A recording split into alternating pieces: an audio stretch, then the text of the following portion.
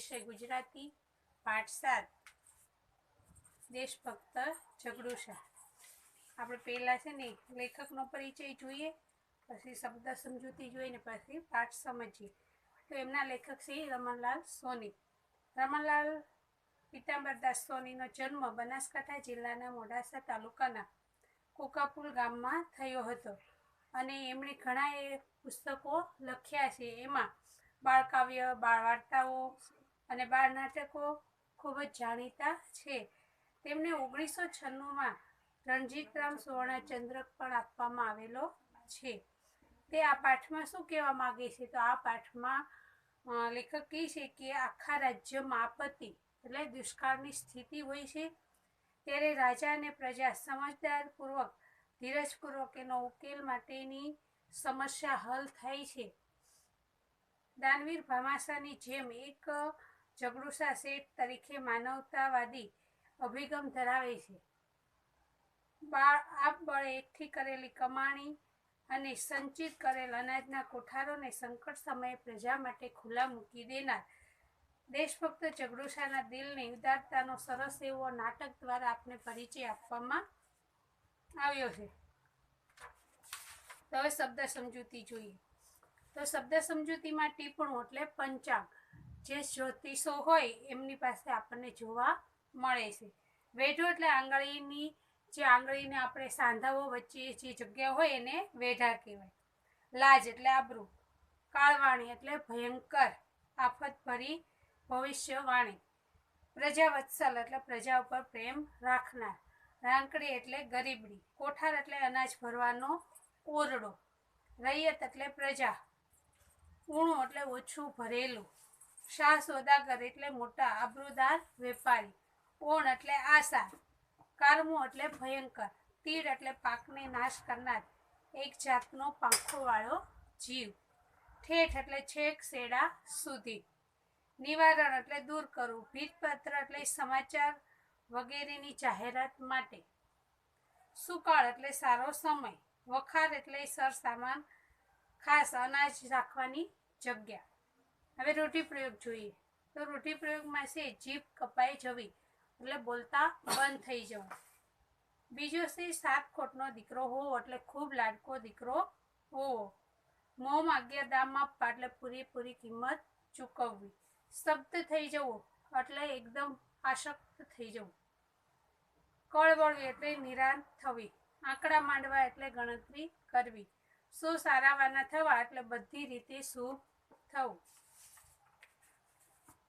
હવે આપણે પાઠ જોઈએ। તો આ પાઠમાં એક નાટક, આ પાઠનો પ્રકાર છે એક નાટક।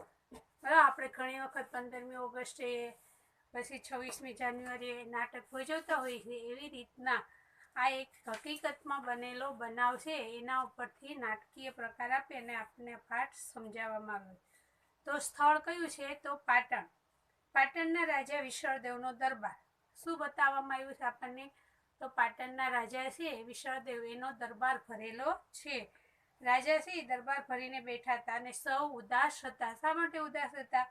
તો આખાએ દરબારમાં જાણે નિરાશાની ઘેરી છાયા છવાઈ ગયેલી હતી। રાજાની સામે રાજ જોશી ટીપણું પહોળું કરીને બેઠા હતા। ટીપણું એટલે આપણે આગળ જોયું પંચાંગ, બરાબર, આખા વર્ષ દરમિયાન શું શું થશે એની જ્યોતિષ છે એ થોડી જાણકારી આપતા હોય છે। તે આંગળીના વેઢા પર આંકડા માંડે છે। જ્યોતિષ છે એ આંગળીના વેઢા દ્વારા ગણતરી કરે છે।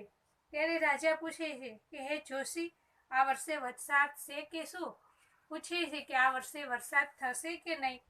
તો જોશી કહે છે, મહારાજ, મને થાય છે કે કાળવાણી ઉચ્ચારતા મારી જીભ કપાઈ કેમ નથી જાતી?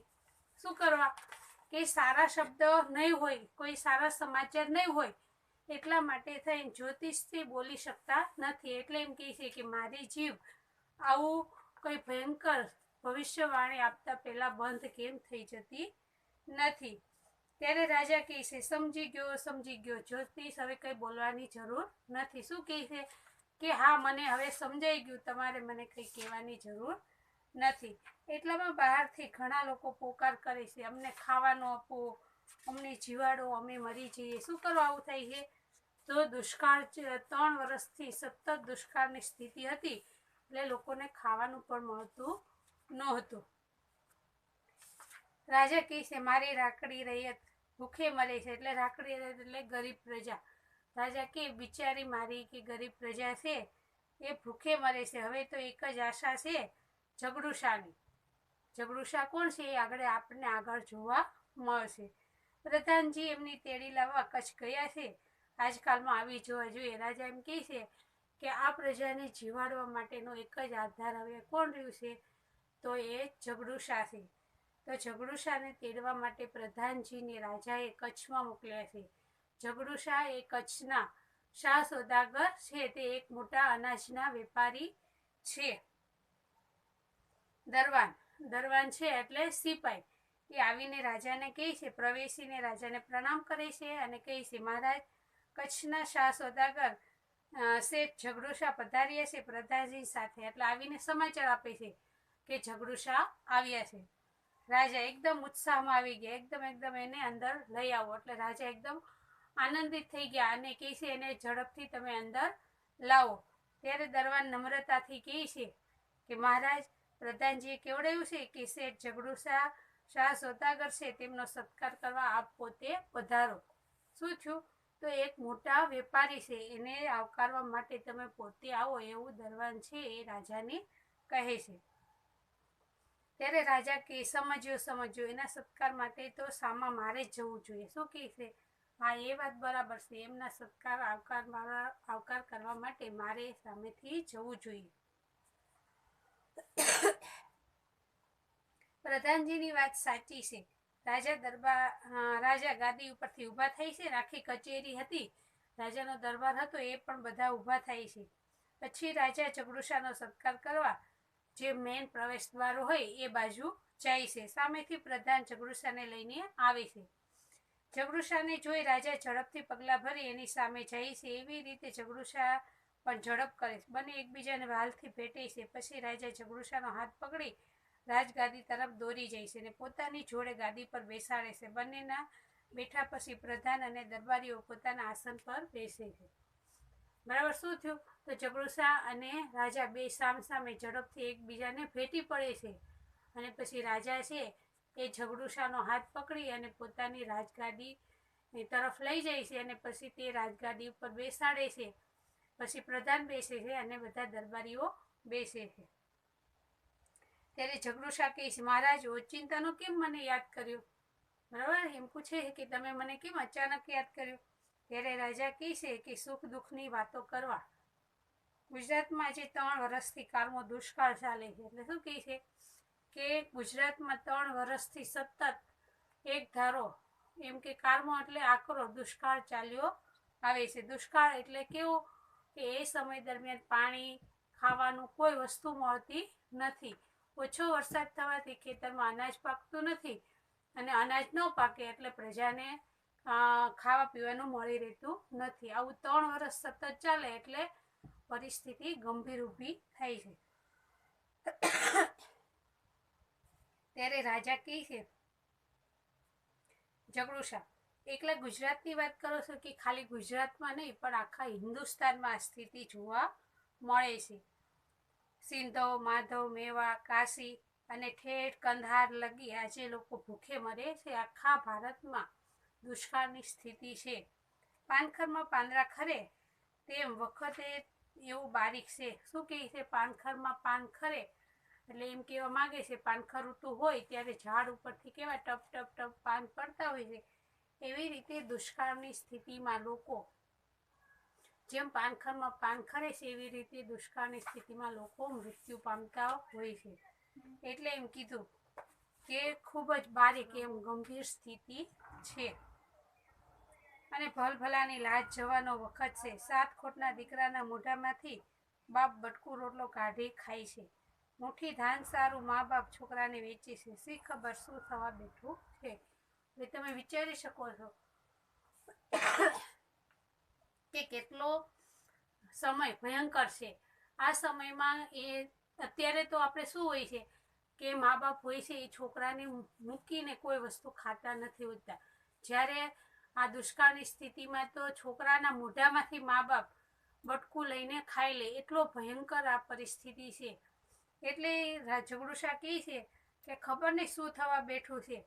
એકનો એક ખોટનો દીકરો હોય તોય બધા પોતપોતાનો જીવ બચાવવા માટે થઈ પોતપોતાને એકબીજાના હાથમાંથી રોટલો છીનવીને ખાઈ લે છે. રાજા કે રામજી રાખે તેમ રહીશું, પણ આ વખતે રહીતને ટકાવી રાખવાનો રાજ્યનો ધર્મ છે. શું કીધું કે જે ભગવાનની ઈચ્છા એને રાખવા હશે તેમ રહીશું, પણ રાજાએ તે પ્રયત્ન તો કરવો જોઈએ ને પ્રજાને બચાવવા માટે થઈને, એટલે એ અમારો ધર્મ છે. ઝઘડુશા આપ સરખા પ્રજાવત્સલ, રાજાના મોંમાં આવા શબ્દ શોભે. શું કીધું? પ્રજાવત્સલ એટલે પ્રજાનું હિત કરનાર, કે તમારા જેવા રાજા હોય પ્રજાવત્સલ, એ તો આવા શબ્દ એને શોભે. મને એ સાંભળી ખૂબ આનંદ થયો. મેં તો સાંભળ્યું છે કે આપે આપના ધનના કોઠાર અને ધનના ભંડાર ગરીબો માટે ખુલ્લા મૂકી દીધા છે. ઝઘડુશા કહે છે કે તમે તો એક પ્રજાવત્સલ રાજા છો. મેં તો સાંભળ્યું છે કે તમે અનાજના કોઠારો અને ધનના ભંડારો છે એ પ્રજા માટે ખુલ્લા મૂકી દીધા છે. ત્યારે રાજા કહે છે મૂકી દીધા હતા, હવે તો એ ખાલી થઈ ગયા. શું કીધું? કે જે હતું એ તો એ કે ખુલ્લું મૂકી દીધું હતું, પણ હવે તો એ ખાલી થઈ ગયા. હવે મારા ધનના ભંડાર અને અન્નના કોઠારી ખાલી ખમ, બધું રાજા પાસે જે હતું એ બધું ખાલી થઈ ગયું. અને રૈયતના પેટનો ખાડો હજી ઊણો ને ઊણો જ છે. શું કીધું? કે ભૂખી પ્રજા તો તોય ભૂખી ને ભૂખી જ છે. ધાર્યું કે ઓણ સાલ વરસાદ આવશે તો સો સારાવાના થશે, પણ વરસાદ આવ્યો નહીં. અધૂરામાં પૂરું તીડ આવ્યા, લોકો ત્રાહીમામ પોકારે છે. શું કીધું? કે એમ હતું રાજાને કે આ વર્ષે વરસાદ થશે તો ફરી બધું સારું થઈ જશે, પણ વરસાદ ઓછો થયો ને એમાંય ઓછામાં પૂરું તીડ આવ્યા, એટલે એવા જે પાકને નુકસાન પહોંચાડે એવા જંતુઓ, એટલે એનાથી કે વધારે લોકો દુઃખી થયા છે. એટલામાં બહારથી પોકાર આવે છે કે અમે મરી જઈએ, અમને જીવાડો, અમને જીવાડો, અમને અનાજ આપો.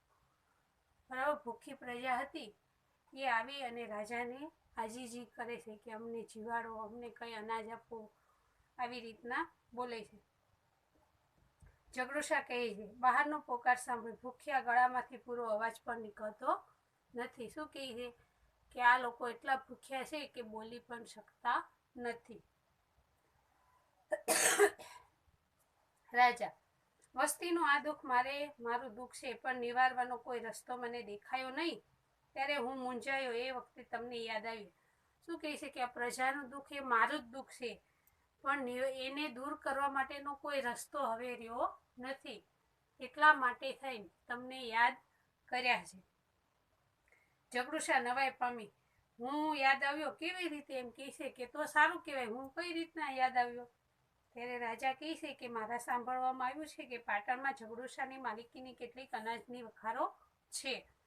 ઝઘડુશાની માલિકીની અનાજની વખારો? મહારાજ આપની કઈ ભૂલ થાય છે. મારી માલિકીની કોઈ અનાજની વખાર પાટણ કે બીજા કોઈ શહેરમાં રાખી જ નથી. શું કહે છે? કે જ્યારે રાજાએ કીધું ને કે મને એવું સાંભળવા મળ્યું છે કે તમારી અહીં પાટણમાં ઘણી કે અનાજની વખારો છે એમ, ત્યારે ઝઘડુશા કે મારી તો એવી ક્યાંય કોઈ શહેરમાં આવી કે મારી પોતાની માલિકીની ક્યાંય વખારો છે નહીં. રાજા કહે તો અમે સાંભળ્યું છે એ શું? કે અમને જે વાત સાંભળવા મળી છે એ તો શું? કે ઝઘડુશા કે કઈ સમજ ફેર હશે મહારાજ, કારણ કે વખારો મારી ખરી. શું કહે છે? કે તમે જે સાંભળ્યું છે એ ખરું, પણ એમાં તમારે કઈ સમજણ ફેર થતી હશે. રાજા નવાઈ પામી. વખારો આપણી છે છતાં એ આપણી માલિકીની નથી એમ આપનું કહેવું છે? કે તમે એમ કેમ કહો છો કે વખારો તમારી છે અને માલિક તમે નથી એમ? રાજા આવો સવાલ કરે છે. ત્યારે ઝઘડુશા કહે છે વાત એમ છે કે વખારો મારી છે એ વિશે કઈ શંકા નથી. કે હા, વખારો મારી છે એમાં કઈ શંકા નથી. ત્યારે રાજા કહે છે એ વખારોનું અનાજ, એની અંદર અનાજ છે એ ઝઘડુશા એ અનાજ મારું નથી. શું કીધું? કે અંદર જે અનાજ છે એ મારું નથી. રાજા તો એકદમ નિરાશ થઈ ગયા, કેમ કે એને તો આશા હતી ઝઘડુશા પાસેથી અનાજ મેળવવાની, એટલે એ નિરાશ થઈ જાય છે. એ અનાજ તમારું નથી, તો શું તમે કોઈને દઈ દીધું છે? કોઈને આપી દીધું છે? ક્યારે દીધું? હું તમે એના મોં માગ્યા દામ આપવા તૈયાર છો. રાજા કહે છે કે એની અંદર જે અનાજ છે એ તમે કોઈને આપી દીધું છે?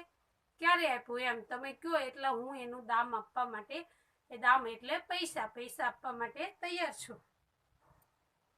ઝઘડુશા: એ અનાજ મારું નથી, એ નિશ્ચિત છે કે એ અનાજ મારું નથી, પાક્કું છે. મેં એને કોઈને દીધું અને ક્યારે દીધું એ જાણવું હોય તો એમ કરો કે એ વખારો ખોલાવી એની તપાસ કરો ને. શું કહે છે કે તમે એ જે વખારો છે એ તમે ખોલાવો અને પછી જોઈ લો કે ક્યારે દીધું, કોને દીધું, કેટલું દીધું. એ વખારો ખોલી અને પછી જોઈ લો. ત્યારે રાજા: કેવી રીતે ખબર પડશે? ત્યારે ઝઘડુશા કહે છે એમ જ ખબર પડશે. દરેક વખારની અંદર ભીતપત્ર ઉપર તાંબા પત્રમાં લેખ લખીને જડેલો છે. તે અનાજના માલિકના નામ ઠામ બધું લખેલું છે. રાજાએ પૂછ્યું ને કે ખબર કેવી રીતના પડશે કે કોને અનાજ આપ્યું? ત્યારે ઝઘડુશા સમજાવે છે કે તમે અનાજ વખારો ખોલશો ને એટલે એની ઉપર તાંબાપત્ર હશે. તાંબાપત્રમાં બધો લેખ કરેલો છે, કોના માટે છે, કોને આપેલું છે, એ બધુંય તમને વખાર ખોલાવશો પછી તમને એમાં મળશે જોવા. રાજા કહે છે ઠીક છે, હું એ માલિકીની પાસે જઈશ, કહીશ શું કાળ હસ્ત થશે એટલે એક દાણા સાથે મોતી ગણીને આપીશ, પણ આજે મારી આટલી દયા કરો. બરાબર? રાજા શું કહે છે કે સારું, જે આપણે વખાર ખોલશું અને એના જે માલિક આપણને જાણવા મળશે કે કોણ છે, તો હું એ માલિક પાસે જઈશ, આજીજી કરીશ અને કહીશ કે સારો સમય આવશે. શું કીધું? સુકાળ એટલે સારો સમય આવશે ત્યારે હું અનાજના દાણાના બદલામાં મોતી આપીશ. શું કીધું? કે એક દાણાની સામે મોતી ગણીને આપીશ. અત્યારે તમે અમને અનાજ આપો, સારો સમય આવશે ત્યારે જે દાણા લીધા છે એ દાણાની બરાબરીમાં હું તમને મોતી આપીશ. આજ મારી આટલી દયા કરો એટલી હું એની પાસે પ્રાર્થના કરીશ. હવે આગળનો પાઠ છે એ આપણે બીજા ભાગમાં જોઈશું. બરાબર? જય ગણેશ.